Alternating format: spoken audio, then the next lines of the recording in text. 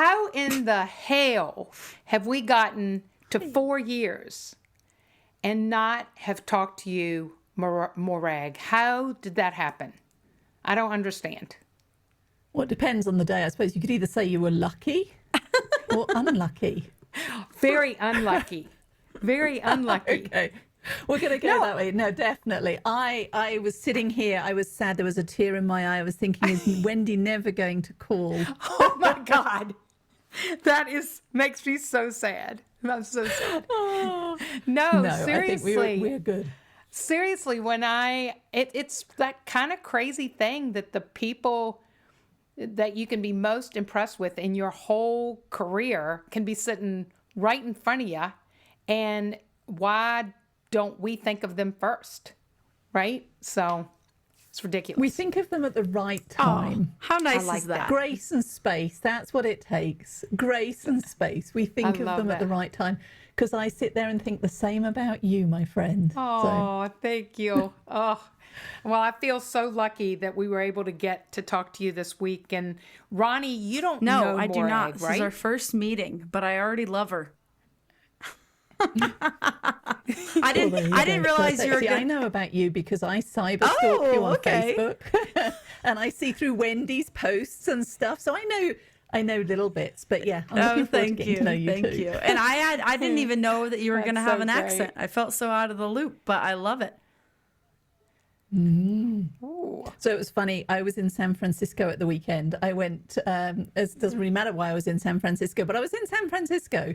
And it's important because I'd sat down for brunch on Sunday and there was this couple sat next to us. And I'm sure I only said 4 or 5 words before he leant over and he says, "Excuse me, can you tell me whether or not this meme is right?"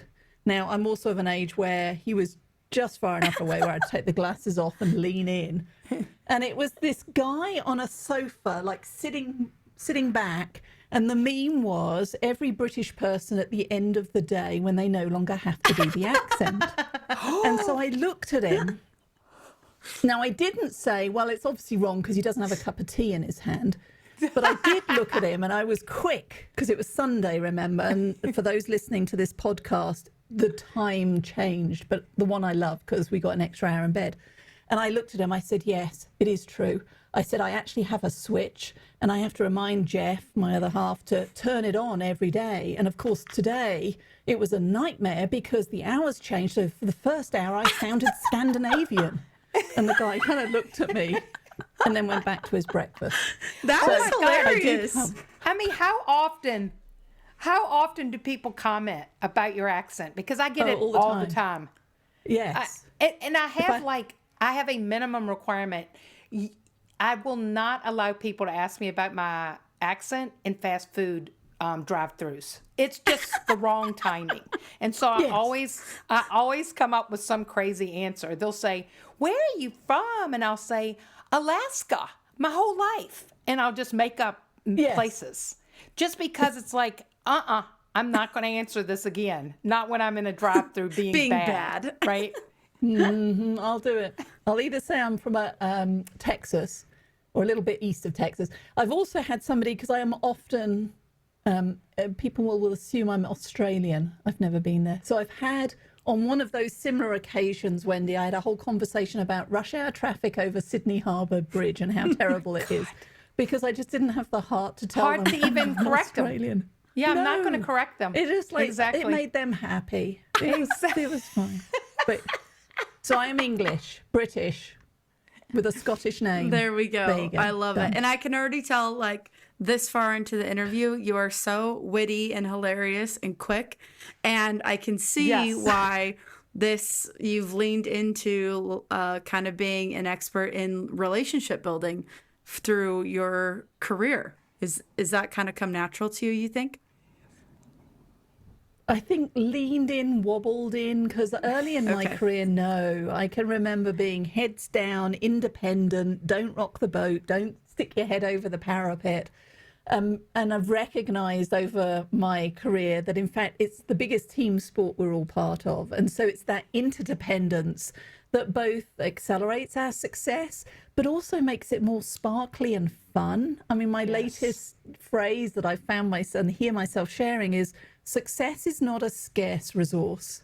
Success is a shared resource. And how important is that for women to hear, especially because sometimes you don't feel that way. You think like, okay, I'm like the token female engineer here, and if there's another one that's my thing, that's can be like your natural reaction, but no, it's not that way at all. There's room for everybody.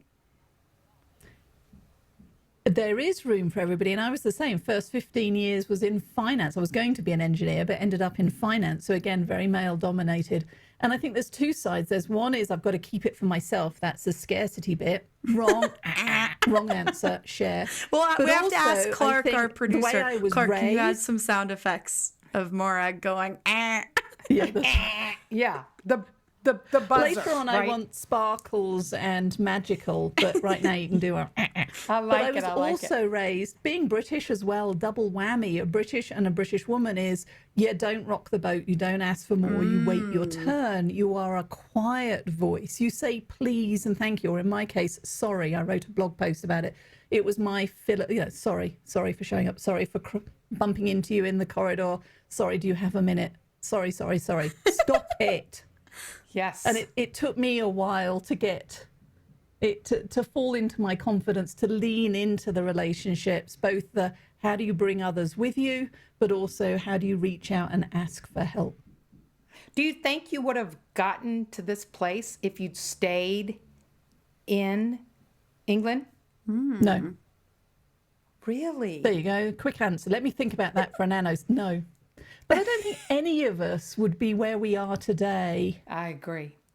It's weird. I don't look back at my career and have regrets, because every decision in the moment was the best decision I could make, and every decision has led me to here. And somewhere in a parallel universe, I am married to an accountant and have 3 children as I do now, but I'm a stay-at-home mom. So that played out in one of the parallel universes. So I have no regrets about what I did, but I can certainly look back to moments that, with hindsight, which is both 2020 and sometimes a cruel whatever, those pivot points that if I hadn't have gone left instead of right, I would not be here talking with you. Oh, yeah. The defining moments. They're those huge things where you went, that fell in my lap, or that got offered to me and I never saw it coming. Yes. Or I met that person, or those are those defining moments where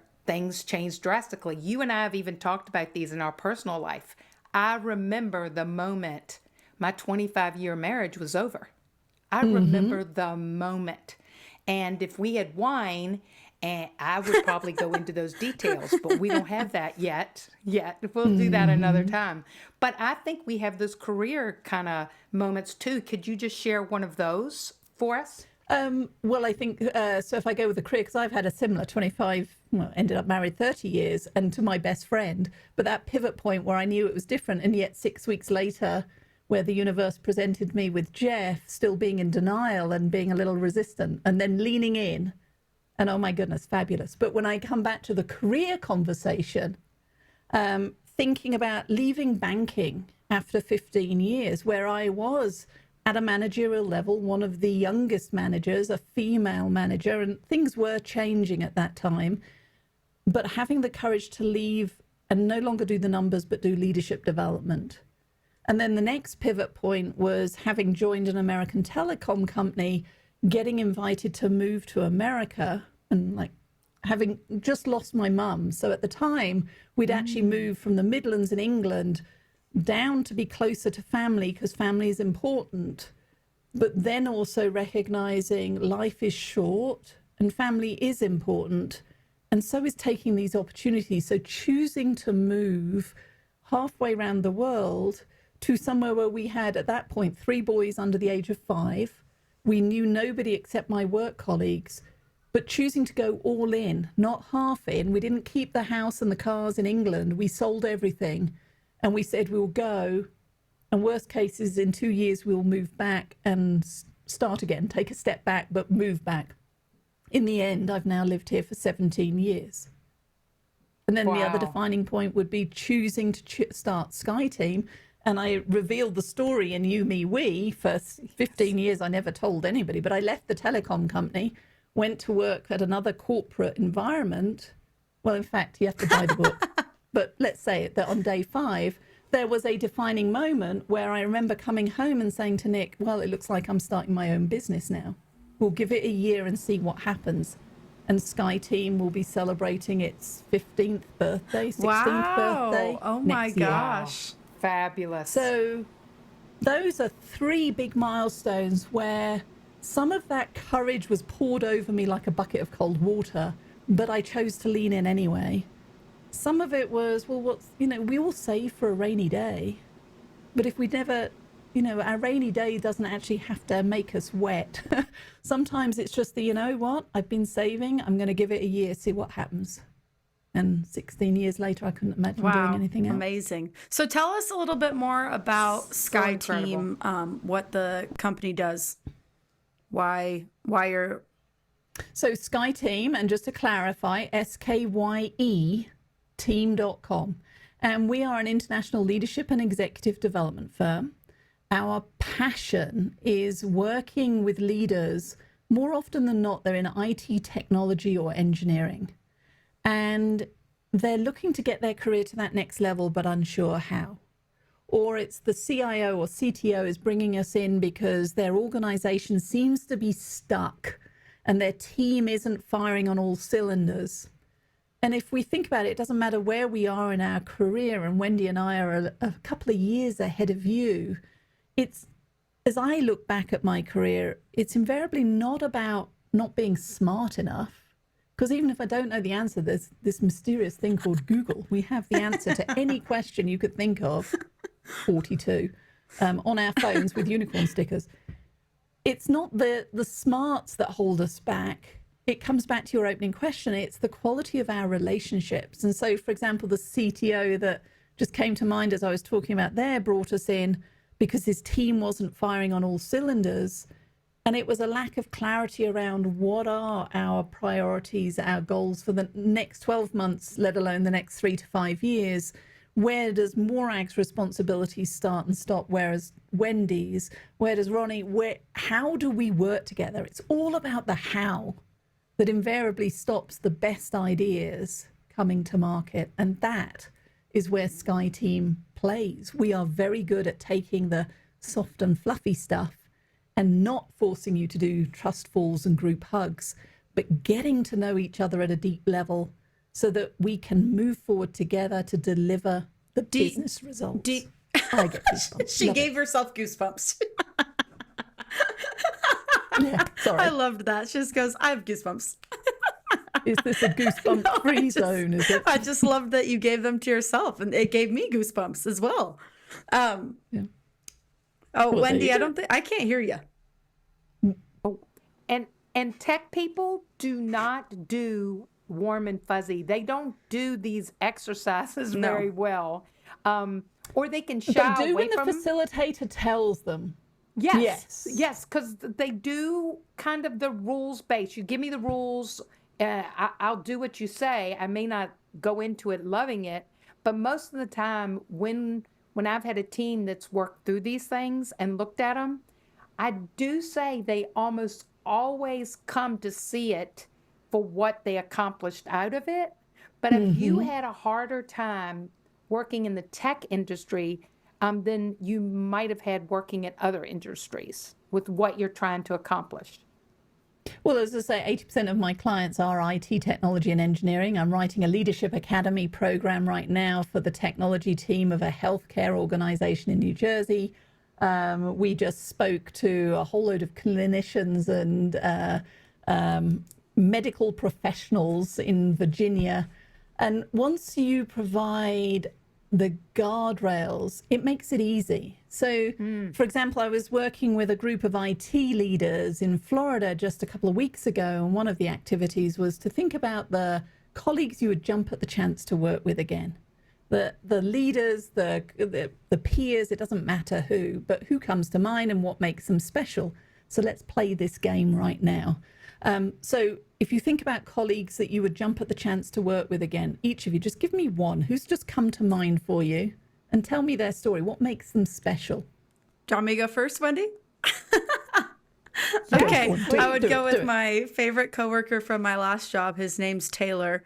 Loved working with him. I would say he doesn't take anything like too seriously, so nothing ever feels like a massive deal.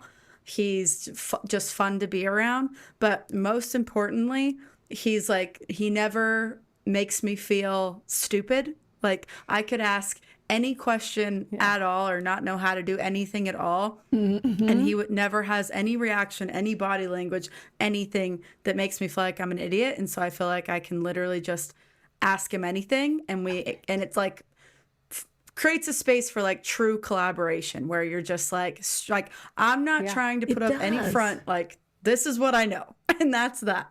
So that's my answer. Yeah.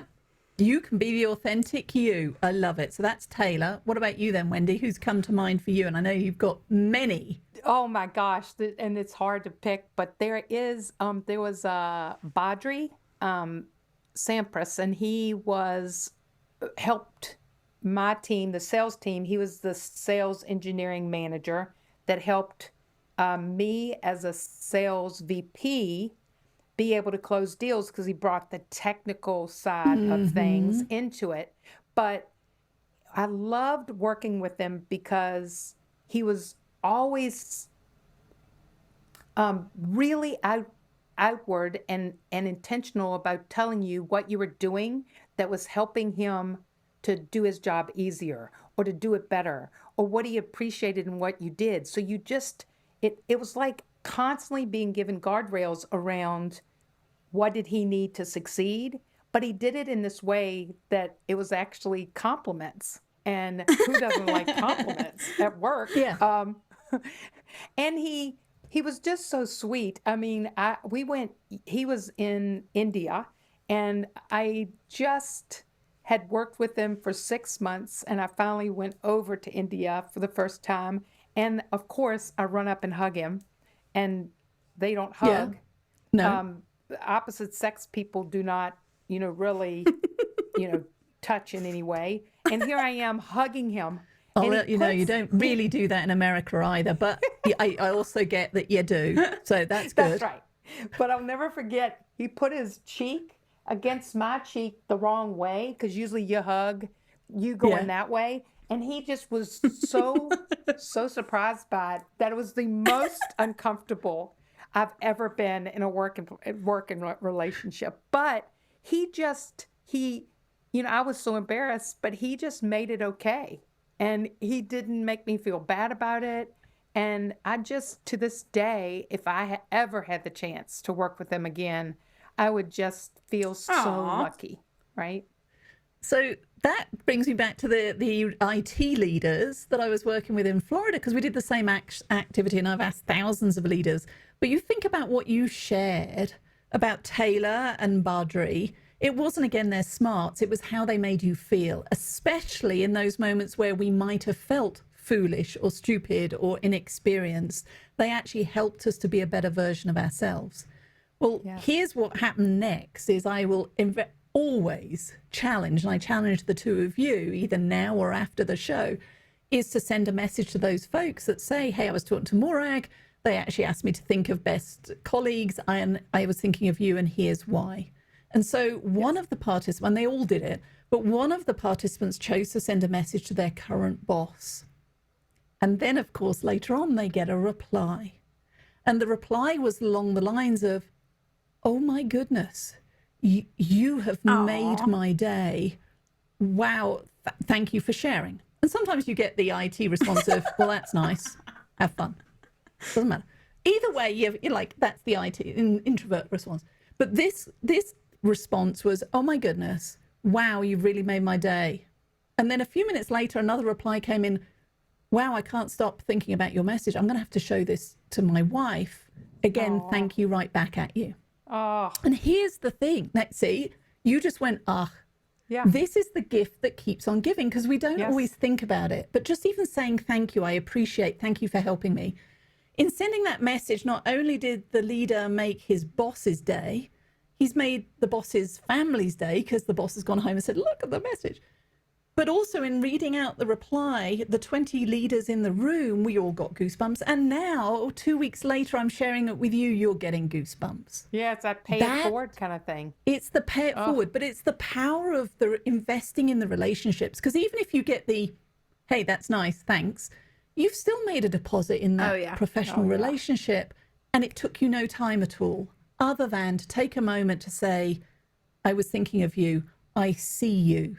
Here's why I value you, not for what you do, but for who you are and how you make me feel. And Ronnie, you talked about how Taylor made you feel, I mean, the trust that it brings. Yeah. And then as a team, if you think about it, if we've got a leadership team like the CTO I talked about, a team that trusts at that level, that gets us at that level, when a pandemic happens or the system goes down or the whatever, we're more willing to go that extra mile to have each other's backs to fix it versus the scarcity of, well, now I've got to pretend, well, point fingers and blame. Yeah. I don't want to be on that team. I want to be on that team that gives me the healthy goosebumps, that leans into the hug, that is pleased to see me, because that's why we wrote You, Me, We. When you're at your best, when you're curious about me and how I can be at my best, that's when we get to the magic of the we. Yeah. Mm-hmm. Morag, I'll never forget, you had this really phenomenal birthday party some years ago. I can't remember how many. Do you remember when it was? Well, you had that great. You had that great cake, and your friend made all of that English food, and we. Yes, it was a 50th. Fabulous birthday party. It had to have been what, 10 years, maybe? Only 4. I know. Only I look 4? Older. I know I should be. Yeah, but it was my 50th, and it was Barbara, my best friend Barbara, here in Colorado. It was your 50th. So Chris and I came. It was the first time we got to meet your fiance, who wasn't yet. No, but he was still in training where I was. Chris had. I don't think Chris had met you, but I still remember to this day. You met Chris and you told him a story about something I had done for you that had made such a difference to you, and I didn't even remember doing it. Well, that's the thing. I remember our first date. Yeah, but I walked away thinking, we don't know how many times we're impacting people without even realizing it. And to really own that power you've got over other people for good or evil, right? It's just, it still sticks with me that I thought, oh my gosh, I didn't even realize that I didn't even remember the situation. And Chris was, I think he looked at me, hopefully in a much better way, like, oh, I'm really lucky to have women. Build you up. But that's it. We're leaving a wake. And the question, in the book we talk about this, it's that look up from the hamster wheel of life to say, how do I feel in my presence? Am I having fun? Am I exhausted? Am I overwhelmed? How do I make others feel in my presence? And then the next bit is show up. So how do I need to show up to either make a difference, create that legacy? And then did I actually do it? Because we all know there's a knowing doing gap. And I use myself and my exercise routine or lack thereof as an example. We all know we should eat healthily. We should work out more, except I don't always follow through. So now instead of trying to become an athlete, I choose to, did I do my best to move in a meaningful way for 30 minutes? And walking around the pocket park here, that counts. The running up and down stairs to go and get coffee, that all counts. Thankfully, the Apple Watch keeps track on it. And the same comes to our interpersonal relationships. It doesn't matter if you're sitting on the sofa with your nose in your phone, if you're doing it intentionally alongside a loved one. And in the meeting, how do I need to show up? Am I feeling tired and grumpy? Did I just have a bad interaction with a customer? Well, how is that bleeding into the next Zoom call? Now be intentional about either acknowledging it. Hey, internal meeting, I've just come off a bad meeting. So if I feel come across as a little brusque, it's not you, it's that. Or I just choose to do the perky so that you don't know, but make it intentional. Oh, yeah. Yeah. And that's how, like the stories, it's the ripple effect. Are we creating a positive wave that's helping buoy others up? Or are we leaving chaos behind us that is weighing people down? Yeah, and that we get intention piece is like a really big part of it. Because I just don't think that these healthy relationships at work, especially with people that maybe you don't naturally click with as much, or maybe your personalities just aren't as compatible, like these relationships are going to take work and actually thinking about it. And I thought about this a lot at my last job when we had like our return to office policy, and the messaging we kept getting from leadership was, oh, we're returning to the office because it's going to help with our like relationships and our trust and our culture. And it's like, just being in person together is not going to all of a sudden make everybody have these great relationships. Like, you have to have more policies besides that. You can't just put a bunch of people in a room and be like, okay, bond. Do you know what I mean? It's like when you were a little kid and your mum says, go be friends with that person. And it's not quite how it works. And so I'll get pushback about, should we be friends at work? And Gallup have been asking that question, do I have a best friend at work for 20 years? What we're doing in You, Me, We is turning it and reframing it. Because asking, do I have a best friend at work, allows me to sit back and go, well, no, because Wendy got the glamorous project and she got the promotion. So no, I don't. So the question we should be asking, and it goes back to what you're saying there, is, am I a friend at work? But also with guardrails, because being a friend at work does not mean I have to become a yes woman, a doormat, nor does it mean I need to take you home to meet my mother and it's a best friend for life. But it does mean that we need to get to that high trust best friend on this project for this team. That's where we need to get to. And if outside of hours I don't want to hang out with you, that's fine. But if I'm holding back because I don't respect you, I don't like you, our styles are different in the office, then that means all of our success is going to be undermined. And that is the nuance that I don't think that we talk about or teach or choose to lean into and learn how to do at all in a professional environment. And so that's what we're talking about. What if you just don't like them? What if you don't like a coworker? Then toughen up, buttercup. You've got a choice, because you, depending on the power dynamics, maybe you can promote yourself or promote them into a different thing. But if we're peers, especially, then again, I've got to find, I mean, I had a colleague whose mere presence on the planet set me off. I mean, we all have at least one like that. And again, I've written the book. This is not about perfection. And I remember one meeting where they pushed my buttons. No, that's a lie, because they were just being them. They were oblivious. But I slammed the lid shut on I could not take it anymore. And I had to leave. But then I realized, in fact, Eric helped me realize, because I called him and I was like, you won't believe what just happened. And he talked me off the edge. I had to reframe my story about this colleague. And Marshall Goldsmith, my mentor, talks about this. Getting righteous indignation, getting angry at a colleague who's just doing their thing in their own way is like drinking poison yourself and hoping that they're going to die. It does no good.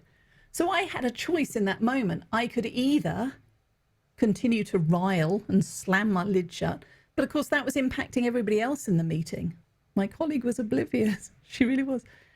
I could change my story and choose how I showed up differently. And that's what I did. I chose to recognize the value that she was bringing in everything else that she did. And the how she was doing it might frustrate me, but that was about me, not about her. The next step would be, do I choose to then have a conversation that says, hey, colleague, when you do X, this is the impact it has on me. May I ask that you do it differently? And I chose not to do that, and that's fine. But now I don't get to rile at my colleague if I haven't given them the feedback, if I haven't made an ask for something different. But I can own showing up respectfully in spite of our differences to focus on the end goal of the business results that we needed together. So does that answer your question? This isn't about being best buddies in a No, I totally get it. And I have had the situation where I really didn't like somebody, and it was changing it to really look at what they brought to the table, and understanding most of it didn't have anything to do with me. Nope. Right? It was where they were at, or they had a bad home life. They're just unhappy, right? Yeah. And they didn't have another way to be, which Yes. didn't mean that when we separated and I went to a new team, I didn't do a happy dance. I mean, seriously, right? I did my happy dance because I was glad to not to have to deal with them anymore. But some people I think are an acquired taste. Yes. Like I don't see the value they bring right away, or they're so different from me that I don't know how sometimes to work with them so it's easy. So, But over time, there have been people that have, wow, they say the hard stuff and they don't always say it nice, but they've got guts, they've got courage, or it's just been crazy how many people it has turned around that they've ended up being someone I really liked after some time, right? So, yeah, and going back to your question, what can you do? Well, first of all, reframe your story. You can make an ask or request for something different. And maybe the third level is to choose to leave that team and go somewhere else. But I love that, you talked about they were an acquired taste. They didn't quite gel. Well, here's the kicker. I'm an acquired taste, apparently. You are acquired taste. And when we judge ourselves by our intent, which is I want to be a powerful, assertive leader, others judge us by our impact. And so one of the things I was doing with that Florida leadership team is, how often are you misunderstood? We're quick to label others as difficult or, an acquired taste. Well, how often are people thinking that about you? Which goes back to being thoughtful and intentional about, how do people feel in my presence? Are they excited to work with me, or are they, oh God, here comes Morag. Take a deep breath. And then I have a choice to either turn the dial up and do the more chatty, boisterous me, or the quiet, reflective me. What's needed? What's going to be appropriate? And how do I make sure that I'm getting the pulse check of, am I nailing the landing or not? Because if nobody's giving me the feedback, at some point it's going to bite me in the ass, and it's going to be a career limiter. Yes. So again, a long answer to your question, in which case there is no one silver bullet. But if you're being intentional and present in the moment, if you're being reflective after each conversation or each meeting, at the end of a week, at the end of a month, at the end of a year, I don't care how often you do it, but build reflection in as to, am I building the reputation and the legacy that I'm proud of? If I don't know, all of those are clues to then, well, what am I going to do different next week, next month, next year? So, Ronnie, you are the voice of all millennials, right? We've talked about this and joked about it on the podcast. Do you think millennials, no pressure? Yes, that's right. But you have a perspective it seems pretty consistent. Do you think that people of that are around your age, do you think they talk the same way that Morag and I are talking about relationships at work and having to meet people where they need you to be? And that means sometimes being different to help someone else be successful, especially as a manager, right? Do you think what would your perspective be on that? Yeah, I think probably. I feel like it's a pretty, I don't know, probably depend. I feel like there is a little bit of like a thing with the younger generation of like, I'm going to be unapologetically me, and like this really demanding that they can show up as their authentic selves, which is great and true most of the time for sure. But there's definitely an aspect of being able to show up a little differently depending on the scenario or who you're working with and whatever.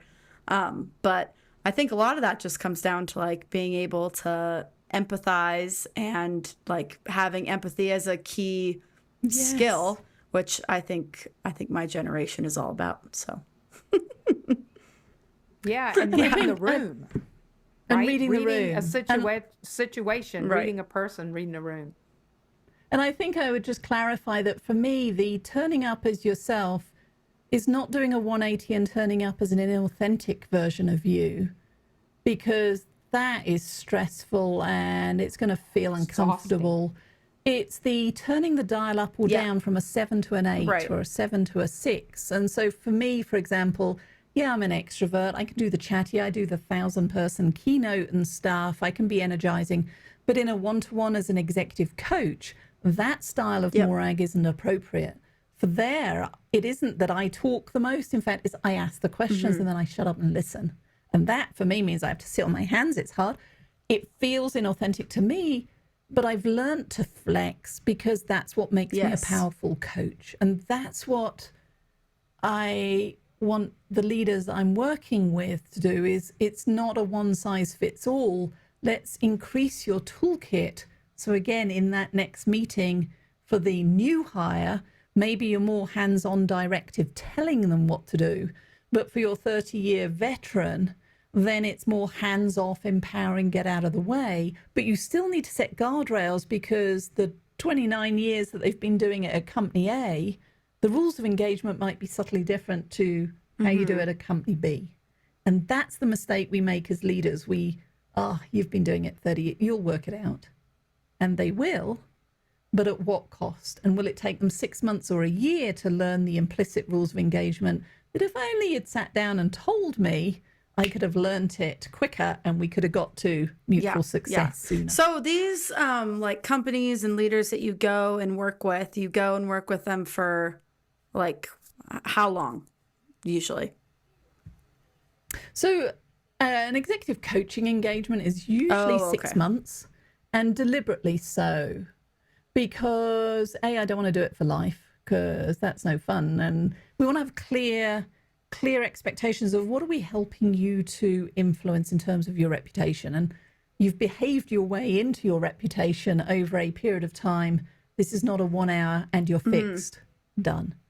And then for our leadership programs, like the one I talked about that I'm designing for that healthcare organization, it's going to be a 3-month experience, 3 to 4 months, with 2 in-person leadership events and then some webinars in between that help them again. But versus drinking from the fire hose or throwing them in at the deep end, we can keep adding to the toolkit and give them an opportunity to go and apply it and learn and find out what works, what doesn't for them, their team, and the culture that they're in.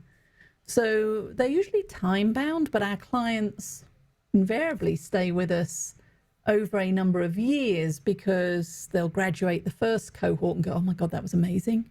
Now we want to put another 20 leaders through it. But what are we going to do for this 20? Because we want to continue this to accelerate their impact.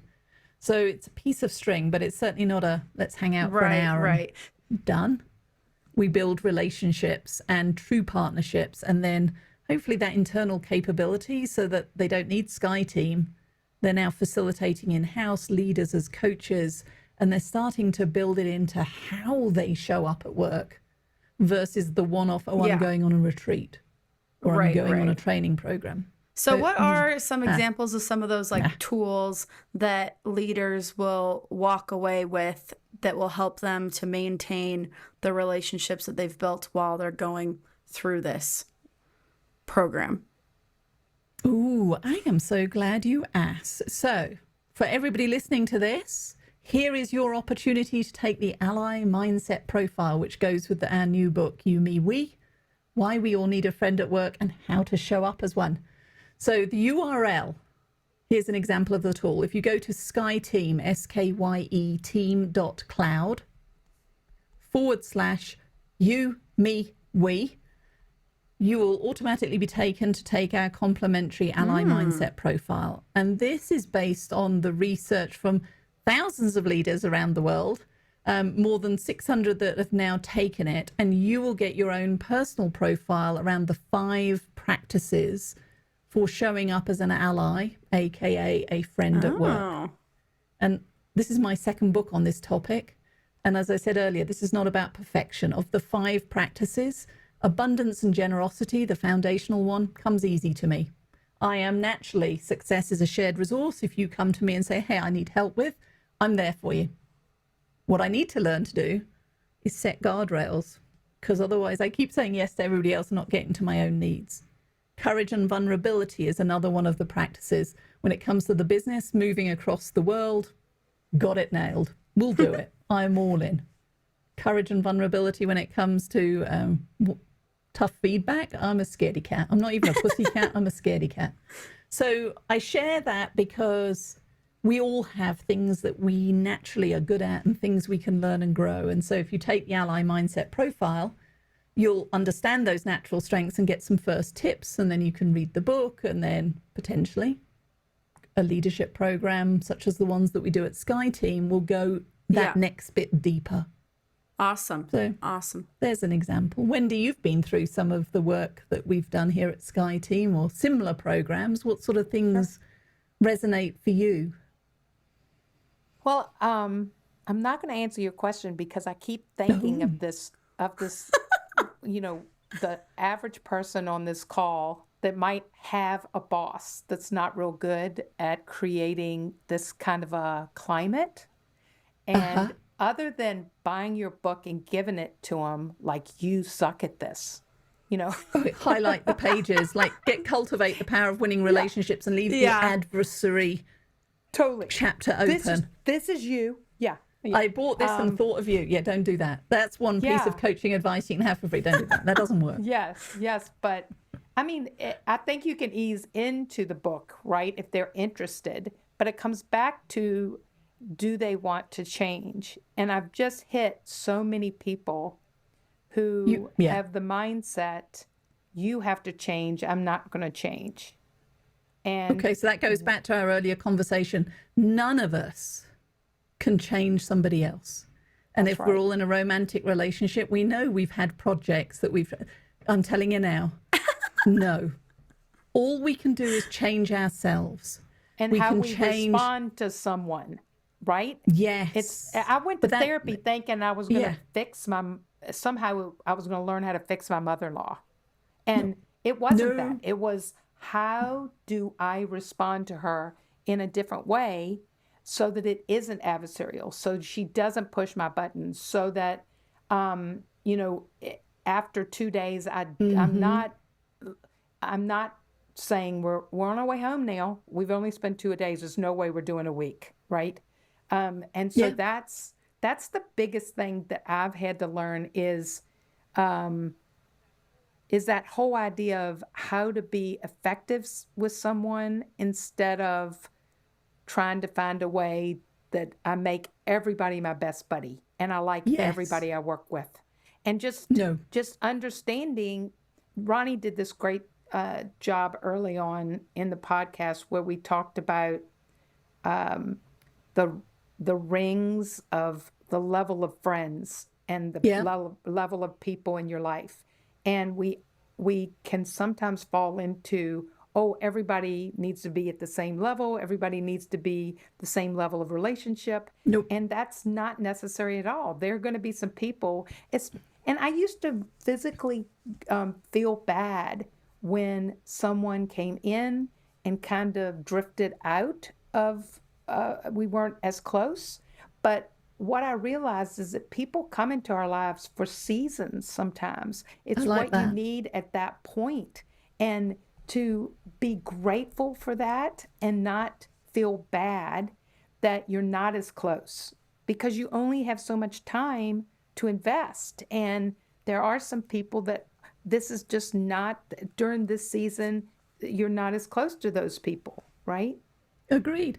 And it comes out, I mean, we'll ask leaders to think about, think about your new role, Ronnie. It's what are the 3 to 5 goals you're being held accountable for between now and whatever time frame, end of Q1, end of Q2, 23.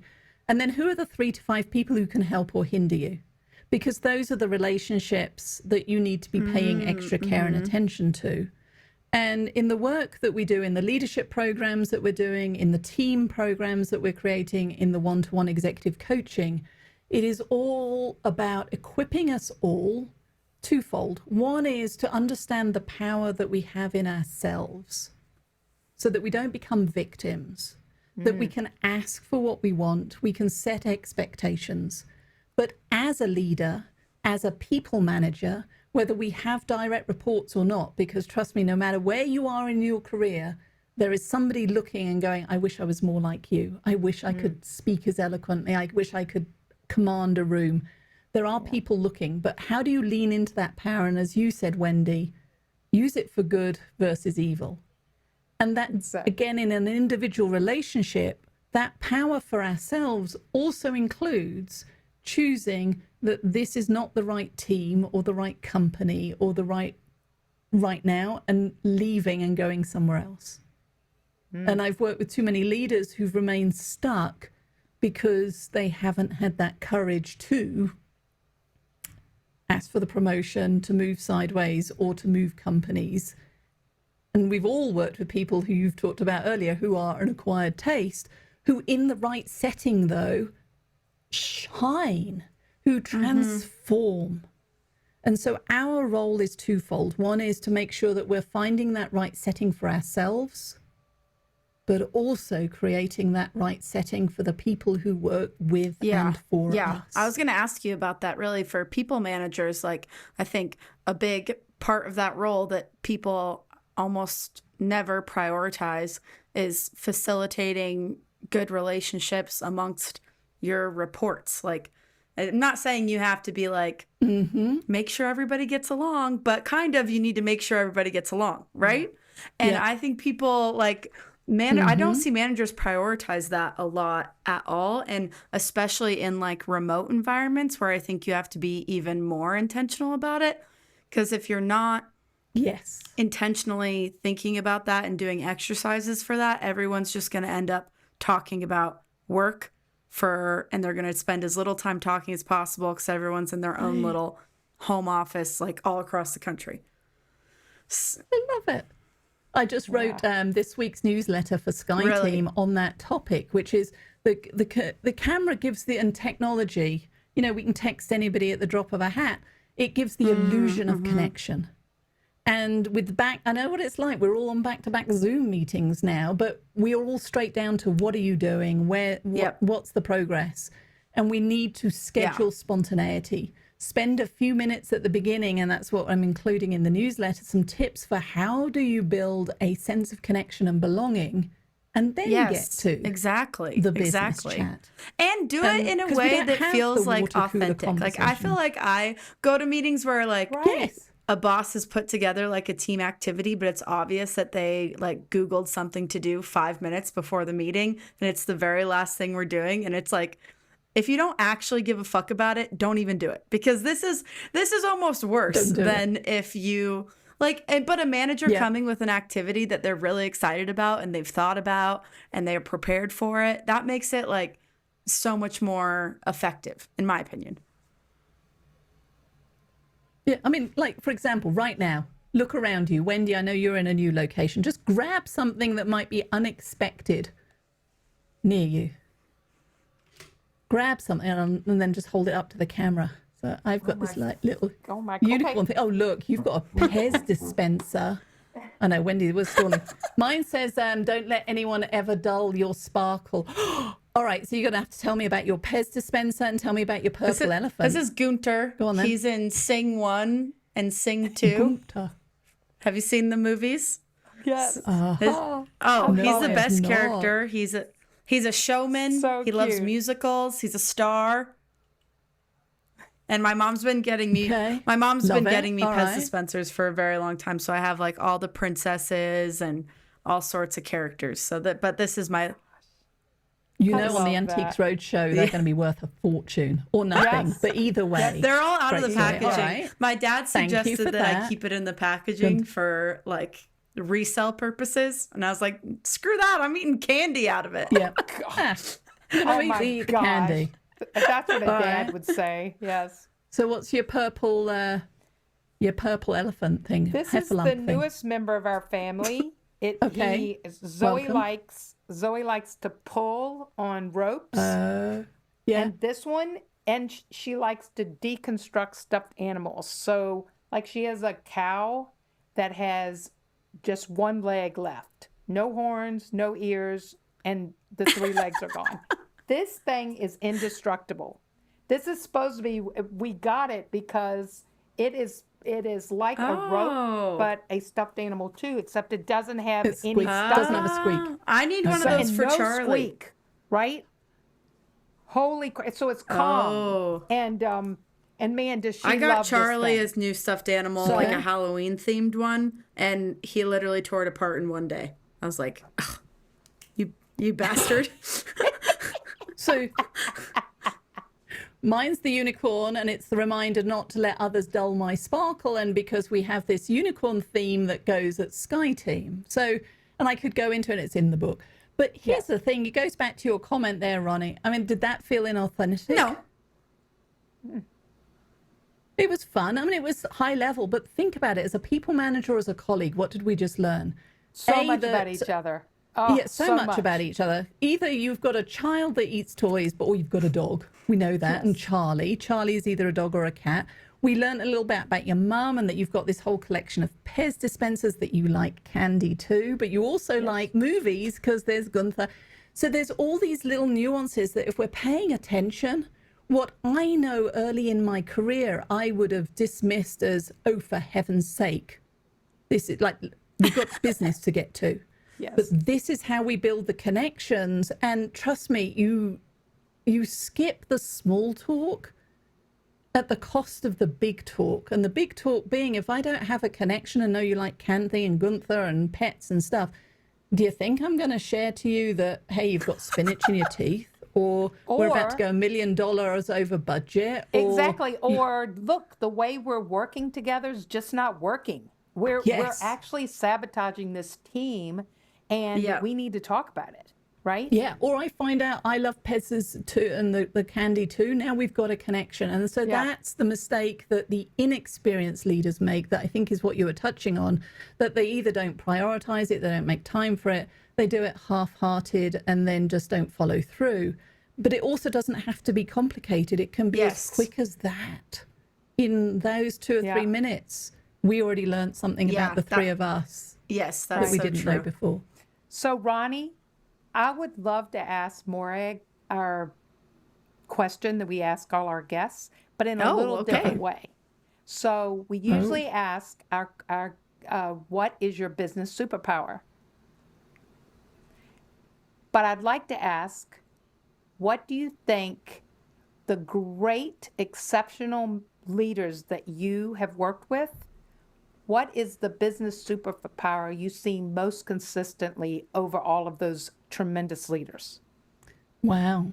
Because if you Google the word leadership, you get more than 1 billion results. Yes. I mean, even great leadership, you get millions and millions. Right. But to pick one thing you consistently see that makes a difference. Curiosity.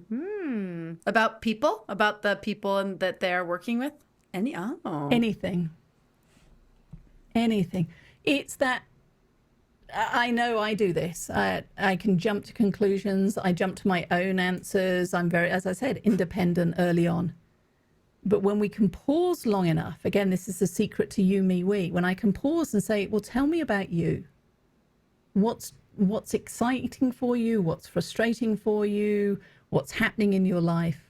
Now let me share a little bit more about me. And in the olden Morag was just the professional, stiff upper lip. That's all you're going to see. Now I open up a little bit more about, well, the unicorns and the humor and the fiance and the San Francisco. Now we get to that intersection of the we. And the inexperienced leaders are the ones that will take the first answer and stop and assume they have all the data they need to make the business decision, whether that's about hiring you, your potential, which software platform to use, how we're going to integrate this acquisition. So curiosity is the thing, because we never stop learning. And if you lose the curiosity, you're now stuck at that point in time. Well, let me tell you, this happened last week because we've gone to these 3 different places, right? 4 over the 14 months. I met a new lady. She invited me to go on jet skis with her and go all around the intercoastal and all around. This is already the most way, Wendy story ever. Right? Well, I met this lady. She invited me to go on her jet ski. Yeah, that's right. Y'all, I spent 3 hours with her. She didn't ask me one question about me. What? Were you on the jet ski? One. Not. Well, no. You're tooling around, stopping, chatting. We went back to her place. I mean, we had a lot of time to talk. And I was consistently asking her about her life and her and just, showing interest and getting to know her. And I couldn't believe it. I came back home and went, I threw out a couple little tidbits about me. To see if you can get the conversation going, but it obviously fell flat. I mean, hey, if it's in the interview, I'm not interviewing you, right? It was just so weird. That is weird. To the point, it was like you're not my people. I have no interest in ever really doing anything with you again. Yeah. Right? So but it happens at work. I got to tell you, this curiosity thing, this curiosity, when people are genuinely interested in you, I had the nicest lady. We all went out playing pool with a bunch of couples that knew each other, invited us. And this lady, people are saying, well, how did you get here? And, tell us a little bit and this. And one lady that knew me was saying, yeah, and Wendy, Wendy comes from Colorado. She did this, or this is their life, or she just got through cancer or whatever. And the lady looks at me and she says, oh my gosh, I want your life. It's so interesting. And it was, yeah, it's a shit show. Interesting at times. Yeah. But in general, people it was such a different dynamic. They were interested and curious about me. And as much as I was interested and curious about them, and I just felt like I was, they wanted me to be there. And that's all we want is I want Ronnie to think our podcasts are better because we do them together. I definitely think that. I always think that. I was scared to death when Ronnie said, okay, you and Chris got to do a podcast by yourself. I went, oh, Lord. What if this is terrible? But it's just interesting. I just think I love your answer. This curiosity thing is just a number one. Thank you. You're welcome. Well, you got anything well, else, Ronnie? I kind of want to hear her superpower also. And I'm wondering if it's going to be the same. Well, it's funny because I was listening to Wendy and I was thinking, well, actually, curiosity does underpin my superpower, because what my clients tell me, the leaders that work with me, is an ability to connect the dots in unexpected ways. And I hadn't really appreciated that it's the counterpoint to curiosity. I'm either listening deeply. I mean, I'm an ideas person. I often joke, you can say to me, I have a problem with. I already have 100 ideas for you, but I haven't even listened to what the with is yet. So, but it all connects back to curiosity, because I love working with clients and understanding how their business works. And then it's like, squirrel, done. I don't want to go into the detail. I want to know high level, but then I can say, well, why do you do that before that? And wouldn't it be better if you did this? And I listen to one leader and they'll be talking about how another leader on their team is an acquired taste. And I'll be saying, well, have you thought about it from their perspective? And and connecting the dots of why everybody superpower. why someone has an issue with this person and why that person might have an issue. It's like you're in a reality TV show. Well, there is. Yeah, it's like a soap opera. But it's connecting those dots and then just providing a very pragmatic, and here's an way or several ways of you approaching it differently that will change the outcome. So getting people unstuck, that's all of it. It starts with the curiosity. Have you thought about it this way? What if you tried this? Oh, well, thank you so much for the great interview and all the insights. We've done a lot. Oh, heart back. Heart back. You see? See, again, 20 years ago, you'd have got the, you're welcome. Yeah, and thank you for calling. Now we get this. You get heart. We've done a lot of skills lately that I think have been, like, we haven't really talked about relationships and networking and that, like, type of thing in a little while. We've done a lot of, like, personal stuff. So I'm, like, very excited to get back into this because I think it's even more important now that so many of us are in a remote world, and you have to be even more intentional about it. So I just think it's a great topic. Definitely send us everything about the book, and we will, everybody listening, go read the book. I'm going to read the book. Wendy's going to read the book. You better read the book. Wendy already read it, baby. Write me a review, baby, then. Write me a review on Amazon. That's what I got to get done next. You're on my list, babe. You're on Wendy, my list. trade her an Apple Podcast review for a book review. Oh, good one. You'll have to show me how to do it, though. I've never managed to get it to work, and I want to do these, but I don't know where to click. Everybody says just go and... Oh my God, I need the idiot-proof version. Yes. Like Just press the follow button. That's what's most important. No, for sure. Okay, Great. I will follow.